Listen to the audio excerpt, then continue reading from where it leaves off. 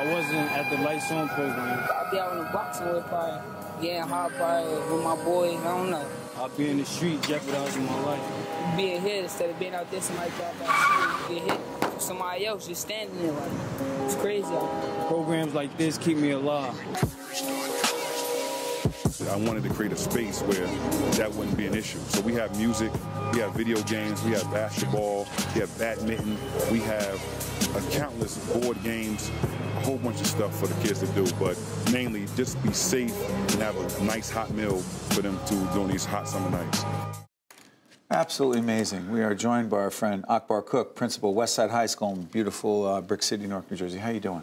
How you doing, Steve? We just found out that we were at the same high school. Yes, sir. Essex Catholic. Yes, same time. We were there sir. at the same time? You know. Stop joking. See, why you got to be like that? Hey. By the way, I also want to make it clear that you succeeded an extraordinary guy who was a mentor of mine, Mr. Potts, yes. Nathaniel Potts. Yes.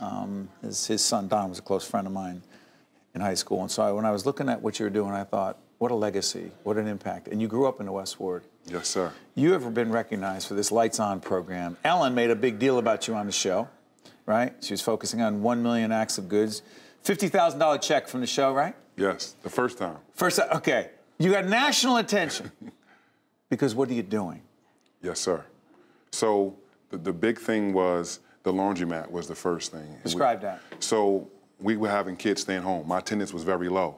And after we started knocking on doors and doing some unpacking, we found out the kids were staying home because they didn't have clean clothes. So what better way for me to remove that barrier than to put a laundromat in the school? I didn't know it was going to be so much politics than getting it done. But once it finally got done, we've been doing so many loads of clothes now, and my attendance has went up 10%. So we've removed that barrier, and now we're moving in the right direction. Principal Cook, why do you do this? It's in my DNA. My grandmother was always a caregiver and foster parent to the most disadvantaged youth, and then I had other educators in my family, so it's just in my DNA. This is what I was put on this earth to do, and I'm glad I'm able to do it in my hometown, Newark, New Jersey. And it's the I want to understand more. So this is from 6 p.m. to 11 p.m. Yes. You provide a place, a space for these young people to be. What would happen otherwise to them, for them? So let me take it back some, Steve. When I first got the job and I went to Westside High School, we opened up with the death of a female. I remember. And I didn't know this was happening in schools. And I lost another student that year. And I remember that summer, I just was watching RLS Media like it was a police scanner. And everything that was happening in West Ward, either my kids were doing it or was happening to my kids. By the way, time out. We our Stand and Deliver leadership program that we have that Westside participates in, leadership development, we lost one of your students who were some of the students who were killed in that playground. Yes. Wow. At knife point. I mean, violence, death. Pick it up from there. So when we opened up the new school year, we sort of right the ship, and I thought everything was fine. And then we end up having this one kid. He was borderline on the fence of the streets and trying to graduate. He wanted his mother to see him cross the stage. And I want to say about 2 weeks before graduation, he got killed in a drive-by shooting. So I knew I couldn't go another summer not doing anything. I'm a West Ward kid. We used to have a West Ward Boys and Girls Club on Littleton Ave. We have nothing like that. We had the North Ward. We still they don't have that either. The Broadway's gone either. They're gone. Yes, and the one on. People don't appreciate what the boys should be Boys and Girls Club. It wasn't at the time. It was a place. That place doesn't exist anymore. So you picked up the slack. Yes. So I opened up my school from 6 p.m. to 11 p.m. Monday, Wednesdays, and Fridays. One, I just wanted to feed them because they weren't eating. I found out through other sources that the babies weren't eating over the weekend. So I wanted to do recreation. I wanted to do all these things that would just keep them safe and just let them be kids for that time, because the cops were saying, Cook, this is where crime is most prevalent. So I was like, okay, let's figure it out. First night, I want to say I had 30 people. I had 40-year-old parents, 25-year-old gangbangers, and 8-year-olds. It was like, what do you do? So we end up just kept trudging along and just, rolling balls out and just doing everything. And then I want to say Barry Carter. We all know Barry Carter, writes for NJ.com. And He's for Star Legend? Yeah, Star Legend, NJ Events. Iconic writer. He's the best. So he did a spread on the Lights On program. I remember. And when it came out, we went viral. I started averaging about 150 kids a night. Yes. And I want to say the last night, Steve, we had 278. It was my most thus far. And I had a big old celebration. Ice cream truck come out, and one of my baby girls came out, gave me a high five, got some ice cream, ate it. She was later killed that night on 12th Street by a stray bullet. That night? That same night. So it drove home the point that I didn't have enough stuff for the ladies. So I went back to my alumni association and said, look, can we do something during the school year on Fridays? Not just wait till the summer to save these kids. Let's do something during the school year. So we started opening up lights on Fridays, every Friday night during the school year, but now it's a more emphasis on the ladies. The henna tattoos, the makeup, and now I started averaging 350 participants with more emphasis on the ladies, and the ladies were coming out, and I haven't lost any more kids to gun violence since we did that, and that was 3 summers ago. So it's been 4, this will be my 5th summer coming up, and we've been just trudging along, averaging about 250 every night, including the last Friday night, sir. You've just picked us up. This is part of our Making a Difference series. If you're listening on audio right now on the podcast, this is Akbar Cook, principal of Westside High. How long have you been the principal? I've been the principal since August. I was a vice principal 4 years prior to that. So here's the thing I'm curious about. The young people we're talking about, that the vast majority of people watching us right now may care about, but they can't relate to directly.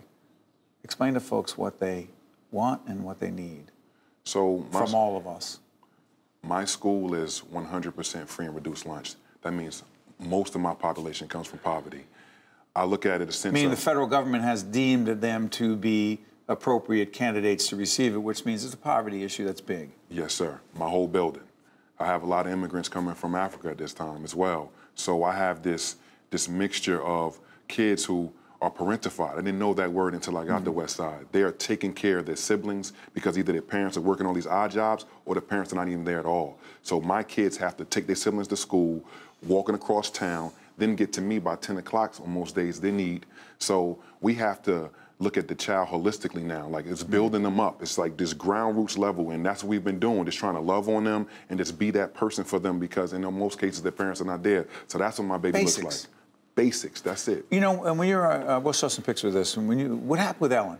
Help us understand that. Ellen DeGeneres. I mean, she doesn't have a show as big as this, but we know who she is.